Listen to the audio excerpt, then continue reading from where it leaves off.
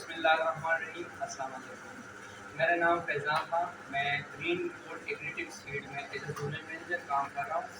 हम यहाँ ज़िला मर्दान तहसील तकबे के गाँव रेवला में आए हैं। यहाँ पे हमारा एक छोटा सा फार्मर मीटिंग हुआ है। यहाँ पे आप देख सकते हैं फार्मर हज़रात, इनके साथ हमारी फूल गोभी, रोशनी F1 और मेडिकल F1 पे बातचीत हुई है।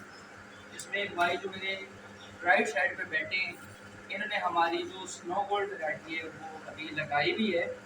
अल्हम्दुलिल्लाह अब तक की रिज़ल्ट से मुतमईन है। इसको 48 घंटों में जर्मिनेशन आई है 95% और ग्रोथ माशाल्लाह बहुत बेहतरीन हुई है।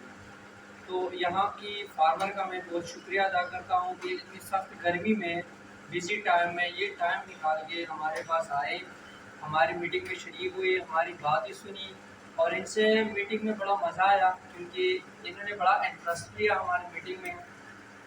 और ये जो है ना इस टाइम बड़ा इंटरेस्ट लिया और साथ साथ में हमारी जो लेट वैरायटियाँ हैं उनका पूछ भी रहे हैं, उनकी ख्वाहिश रखते हैं कि इस साल अब वो हम लाजमी लगाएं हैं।